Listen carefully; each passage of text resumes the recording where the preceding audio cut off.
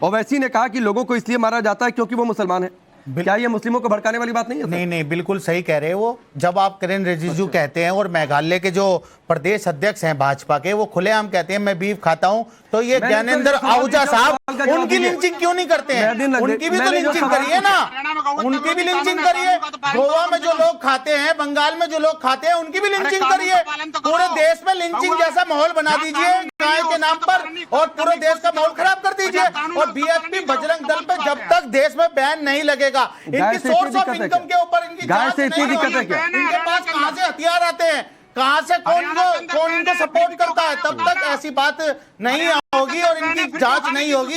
राकेश जी, जब तक दूध का दूध पानी का पानी नहीं होगा, ये गुंडों को पनाह देते हैं, आतंकी जिहादी कहना क्या गुनाह है? जो लोगों का कत्लेआम करते हो, लोगों को मारते हो और सांप्रदायिक दंगा कराना चाहते हो देश में, उन लोगों को आतंकी और जिहादी नहीं कहा जाएगा। मैंने सवाल पूछा था, रुकिए मैं एक मिनट, विनोद बंसल जी एक मिनट। मैंने सवाल पूछा था, मुसलमानों का नाम लेकर ये बातें कहना कि उनको मारा जाता है क्योंकि वो मुसलमान है, बताइए ये भड़काने वाली बात नहीं है आपकी नजर में? आप इस सवाल का जवाब नहीं देना चाहते?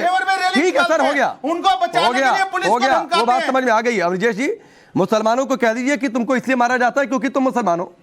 ये इनको भड़काने वाली बात नहीं लग रही, लेकिन सर तन से जुदा किनारे लगे, एक धर्म विशेष के खिलाफ लगे, तो वो भड़काने वाली बात नहीं थी। सर राकेश जी, बड़ी साफ सी बात ये है कि ओवैसी साहब ने पहली बार तो ये बयान दिया नहीं है, वो लगातार बयान देते रहे। इनके एक सांसद जो हैं बाकायदा उन्होंने कहा था कि सरेआम चौराहे पर नुपुर शर्मा को फांसी पर लटकाना चाहिए।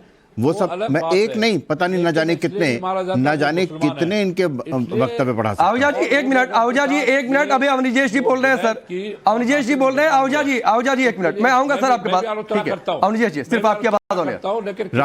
राकेश जी, बड़ी साफ सी बात है।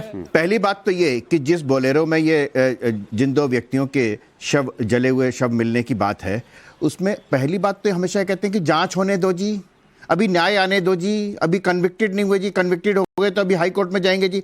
इन्होंने सब कुछ पहले तय कर दिया। और एक बात और कहता हूं, ओवैसी साहब, गोधरा में जिस साबरमती एक्सप्रेस में मैं बोलेरो में जलाए हुए लोगों की कोई उनके प्रति संवेदना है मेरी, मैं उसका समर्थन नहीं कर रहा हूं, लेकिन जरा सोचिए उस दिन के बारे में सोचिए जिस दिन एक बोगी में 59 लोगों को जला करके अंदर से मार दिया गया था। तब आप नहीं बोले थे? आपको गोधरा याद आता है? आपको गोधरा में 59 लोगों को जला करके मार दिया गया था, वो याद नहीं आता आपको? वो अंदर से सब मैं आपके बीच में बोला था। नहीं, अवस्थी जी, आप गलत फैक्ट बता रहे हैं। मैं आपके बीच में बोला था, मैं आपके बीच में बोला था। मैं आपको दोहरा रहा हूं, जो वहां के पूर्व मुख्यमंत्री रहे उन्होंने बाकायदा पूरे डिटेल से बताया और बताया कि क्या नाम है, कैसे उस एक कॉमेडियन है, उन्होंने कहा कि जब वो तस्वीरें उन्होंने देखी तो ऐसा लगा द बर्निंग ट्रेन मूवी देख रहे हैं। ठीक है, अवनीश जी अपनी बात पूरी करिए, फिर सही जवाब आपके पास आऊंगा। उसकी तो आपने जांच रिपोर्ट बता दी। अभी ये जांच रिपोर्ट से आने से पहले आपने कह दिया आतंकवादी। प्रूफ दिखाइए जी, एक सेकंड। अरे वीडियोस है जनाब, सारी चीजें वीडियो है, सबूत है सारे। ये सबूत कौन तय करेगा? न्यायालय तय करेगा? आप तय करेंगे? ये ओवैसी साहब तय करेंगे? आपने कर दिया पहले। एक सेकंड सुनिए, अब आप सुनिए।